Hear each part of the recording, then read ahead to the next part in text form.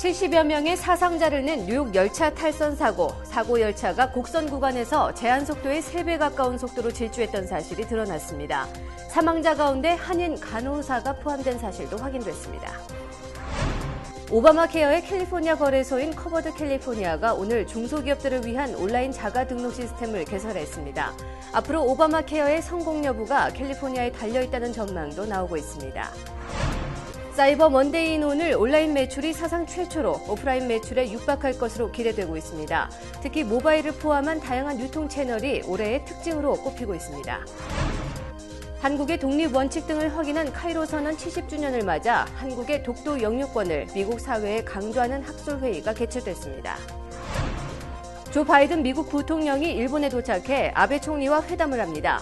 중국의 방공식별구역에 대한 공동 합의문을 발표하고 한국과의 과거사 문제도 폭넓게 논의할 것으로 보입니다.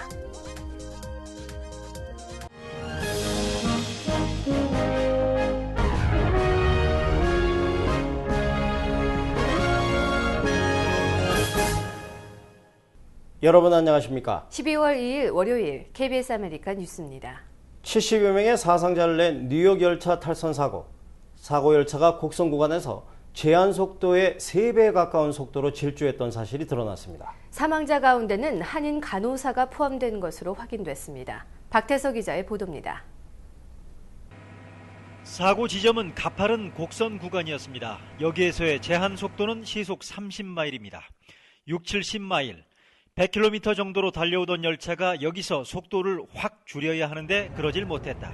사고 원인에 대한 1차 조사 결론입니다. Take the curve every day of 365 days a year. So it's not the fact that there's a curve here.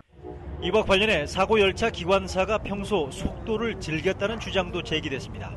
사고 직전 제동 장치가 말을 듣지 않았다는 열차 기관사 진술에 조사 당국이 신중하게 접근하는 이유입니다. So the question is, could that configuration have been a factor? And the answer is we don't know at this point. We'll be looking at it. 사망자 가운데 한 명은 한국인 간호사 35살 안기숙 씨였습니다. 2010년부터 뉴욕 외곽 오싱의 아동병원에서 일해온 안 씨는 사고 전날 밤샘 근무를 하고 귀가하던 길에 변을 당했습니다. She was a wonderful pediatric nurse, well liked and admired by her peers and her friends, and she took amazing care of the children here at Sunshine. 안 씨 오빠 등 유족들은 이르면 내일 밤 뉴욕 현지에 도착할 예정입니다. 뉴욕에서 KBS 뉴스 박태서입니다. 오바마 케어의 캘리포니아 거래소인 커버드 캘리포니아가 오늘 중소기업들을 위한 온라인 자가등록 시스템을 개설했습니다. 거래소가 문을 연 지 2달, 현재까지 순조롭게 가입이 진행되고 있는데요. 이 때문에 향후 오바마 케어의 성공 여부가 캘리포니아에 달려있다는 전망도 나오고 있습니다. 윤범수 기자가 취재했습니다. 캘리포니아의 중소기업주들을 위한 보험 거래창이 문을 열었습니다. 오바마 케어의 의무 보험 가입업체는 풀타임 직원 50명을 초과하는 사업체 하나입니다. 2014년부터 벌금 조항과 함께 시행될 예정이었으나 벌금은 1년 연기됐습니다. 반면 종업원이 50명이 안 되는 업체의 경우 강제성이 없습니다. 하지만 거래소를 통해 직장 보험을 구매할 경우 업주는 최대 40%에 달하는 세금 환급을 받을 수 있습니다.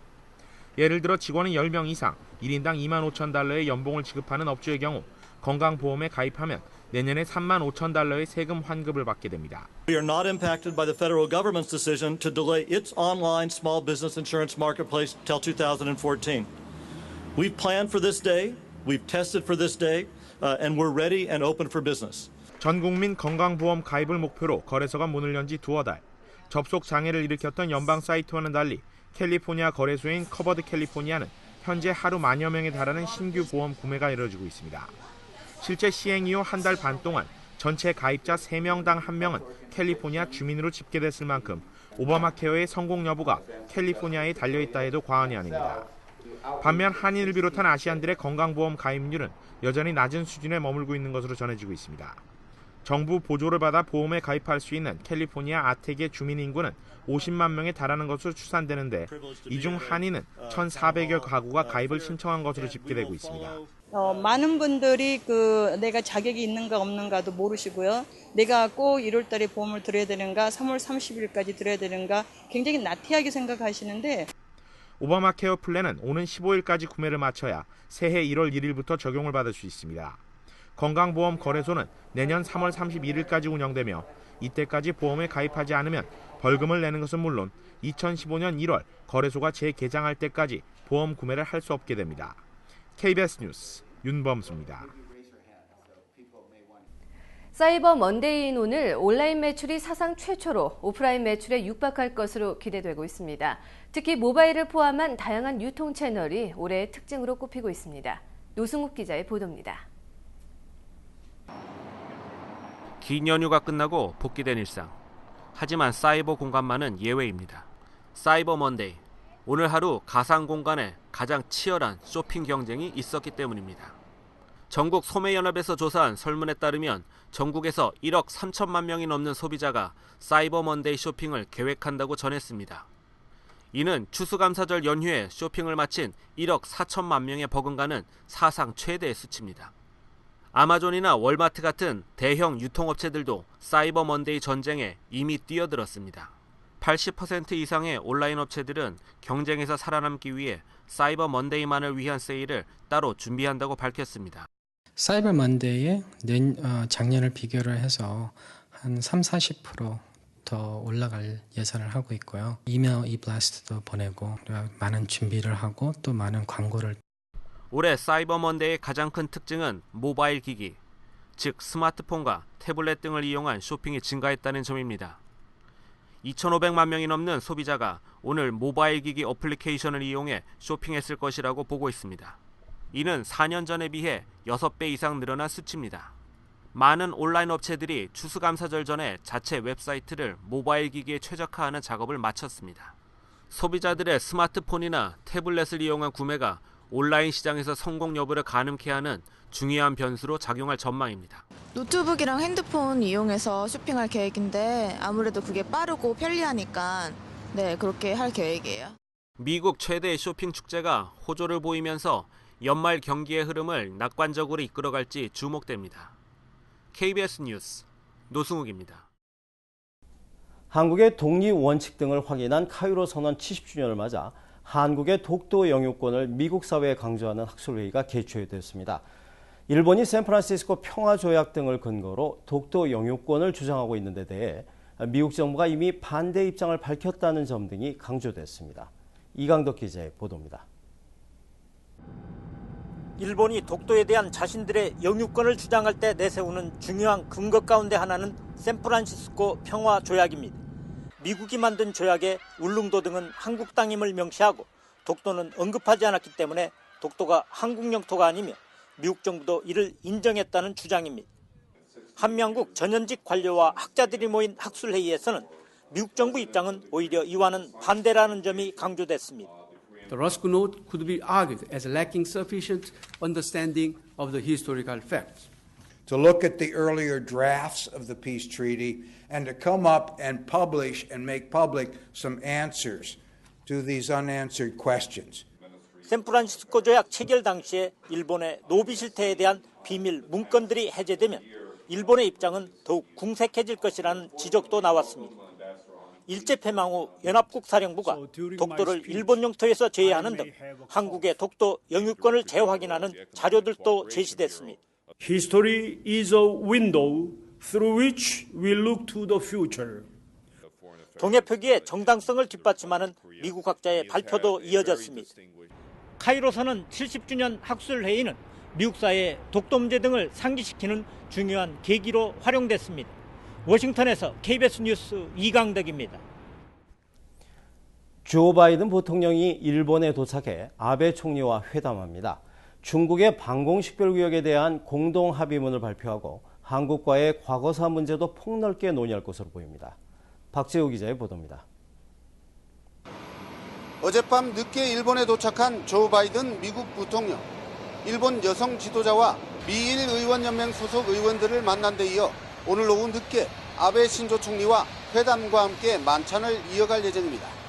이 자리에서는 중국의 방공 식별구역 확대에 대한 우려와 이에 대한 미일 공동 대응 방침을 담은 합의문을 낼 것으로 보입니다.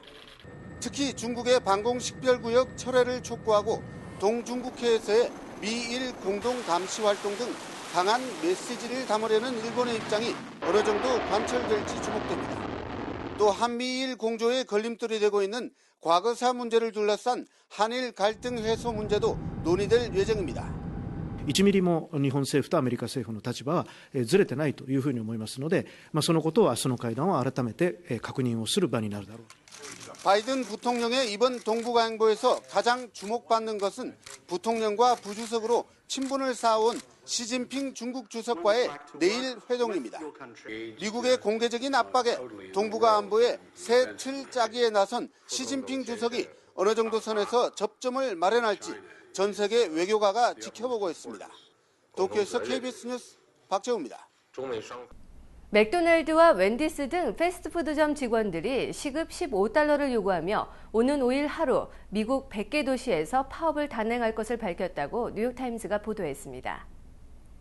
패스트푸드점 직원들의 임금 인상 요구는 지난해 11월 뉴욕시 20여 개 패스트푸드점 직원들이 패스트푸드 업계에서는 사상 최초로 24시간 파업을 벌인 이후 급속히 확산되고 있습니다.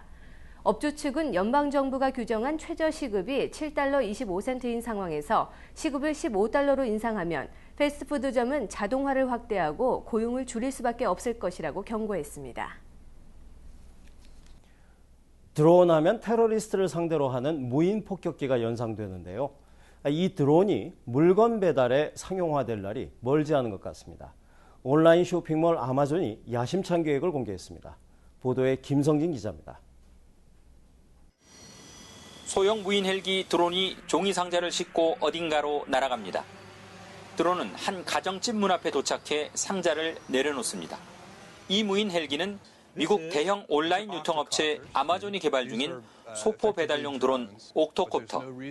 프로펠러가 8개라 붙여진 이름인데 무게 2kg 남짓한 신발 상자 크기 소포를 배달하는 데 적격입니다. 구매 버튼을 누르면 무인기가 물류센터에서 소포를 집어들고 30분 안에 주문자에게 날아간다는 게 아마존의 설명입니다. These generations of vehicles that could be a 10-mile radius from a fulfillment center. So in urban areas, you could actually cover very significant portions of the population. 아마존은 4, 5년 안에 옥토콥터를 상용화하겠다고 밝혔습니다. 미국 언론들은 여러 우려가 있지만 신속한 배달이 가능하고 교통 체증을 줄이는 데도 기여할 것이라고 전했습니다. 다만 상용화를 위해서는 사용 허가가 필요합니다. 미 연방항공청은 내후년까지 관련 규정을 마련할 계획입니다. 옥토콥터가 상용화되면 그동안 안보와 치안 등 극히 제한적인 용도로 사용되어 오던 드론의 상업화 시대가 열릴 것으로 전망됩니다. 워싱턴에서 KBS 뉴스 김성진입니다. 연방정부가 항공기 안에서 휴대전화 통화를 허용하는 방안을 검토하겠다고 밝힌 이후 미국 내 논란이 갈수록 거세지고 있습니다. 지난달 미국 연방통신위원회는 항공기가 지상 10,000피트 이상에서 비행할 때 승객들이 휴대전화 통화와 데이터 통신을 할 수 있도록 관련 규정 개정을 검토하고 있다고 밝혔습니다. 하지만 소비자 단체들을 중심으로 승객들의 휴식에 방해된다면서 반대 여론이 일고 있습니다. 백악관이 운영하는 청원 사이트에도 기내 휴대전화 사용 금지를 촉구하는 서명이 4,000건에 달하고 있습니다. 뉴저지 저지시티에 최초 한인 검사가 탄생했습니다. 저지시티 시의회는 한인 모니카 조 변호사를 시검사로 공식 임명했습니다. 조 검사는 펜실베니아 브린모어 대학에서 영문학을 전공한 후 러커스 로스쿨을 졸업하고 민형사 소송 전문 변호사로 활동했습니다.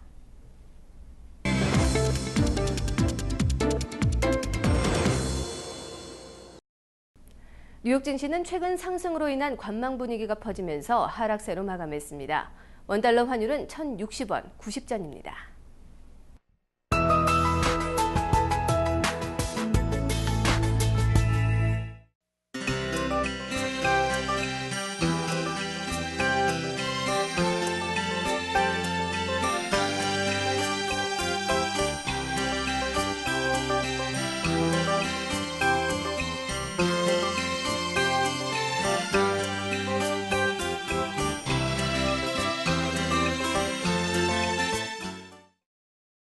월요일 밤 KBS 아메리카 뉴스를 마칩니다. 시청해주신 여러분 고맙습니다.